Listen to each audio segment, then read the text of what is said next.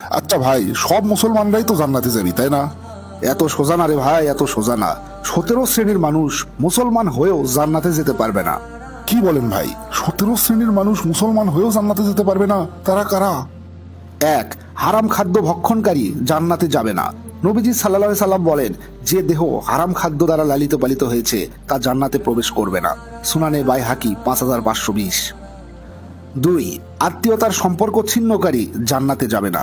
নবীজি সাল্লাল্লাহু আলাইহি সাল্লাম বলেন, আত্মীয়তার সম্পর্ক ছিন্নকারী ব্যক্তি জান্নাতে প্রবেশ করবে না। সহিহ বুখারী 5525।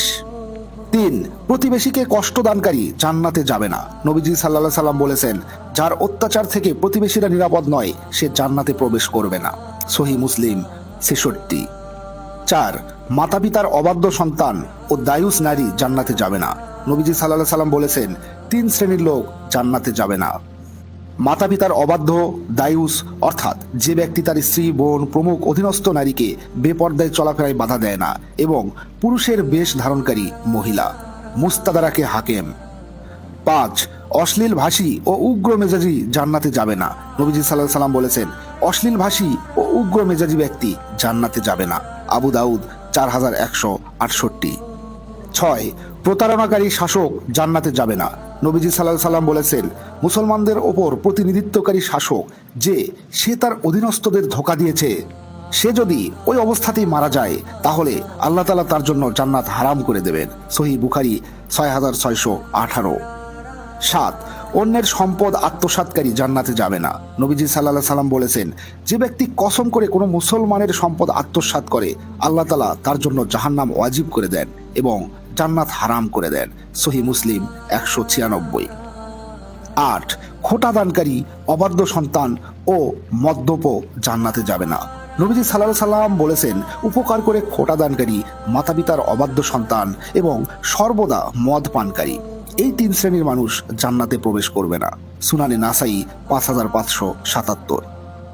9, চগলখোর জান্নাতে প্রবেশ করতে পারবে না। নবীজি সাল্লাল্লাহু আলাইহি সাল্লাম বলেন, চগলখোর জান্নাতে প্রবেশ করবে না। সহিহ মুসলিম। 10, অন্য পিতার সঙ্গে সম্বন্ধকারী জান্নাতে যাবে না। নবীজি সাল্লাল্লাহু আলাইহি সাল্লাম বলেন, যে ব্যক্তি জেনে শুনে নিজেকে অন্য পিতার সঙ্গে সম্পর্কিত করে, অর্থাৎ নিজেকে অন্য পিতার সন্তান বলে পরিচয় দেয়, তার জন্য জান্নাত হারাম। সহিহ বুখারী 6269। 11, গর্ব এবং অহংকারকারী জান্নাতে যাবে না। নবীজি সাল্লাল্লাহু আলাইহি সাল্লাম বলেন, যার অন্তরে অনুপরিমাণ অহংকার রয়েছে সে জান্নাতে প্রবেশ করবে না। সহিহ মুসলিম 131। 12, রাসূলুল্লাহ সাল্লাল্লাহু আলাইহি সাল্লামের নাফরমান জান্নাতে যাবে না। নবীজি সাল্লাল্লাহু আলাইহি সাল্লাম বলেন, যে আমার আনুগত্য করে সে জান্নাতে যাবে, আর যে আমার নাফরমানি করে সে জান্নাতে যেতে অস্বীকার করেছে। সহিহ বুখারী 6737। 13, দুনিয়াবি উদ্দেশ্যে ইলম অর্জনকারী জান্নাতে যাবে না। নবীজি সাল্লাল্লাহু আলাইহি সাল্লাম বলেন, যে ইলম দ্বারা আল্লাহর সন্তুষ্টি অন্বেষণ করা হয়, সেই ইলম যে ব্যক্তি দুনিয়াবি কোনো স্বার্থ সম্পদ হাসিলের উদ্দেশ্যে শিক্ষা করে সে জান্নাতের ঘ্রাণও পাবে না। আবু দাউদ 3179। 14, অকারণে তালাক কামনাকারী নারী জান্নাতে যাবে না। নবীজি সাল্লাল্লাহু আলাইহি সাল্লাম বলেন, যে নারী তার স্বামীর কাছে অকারণে তালাক কামনা করে সে জান্নাতের সুঘ্রাণও পাবে না। তিরমিজি 1108। 15, কালো কলব ব্যবহারকারী জান্নাতে যাবে না।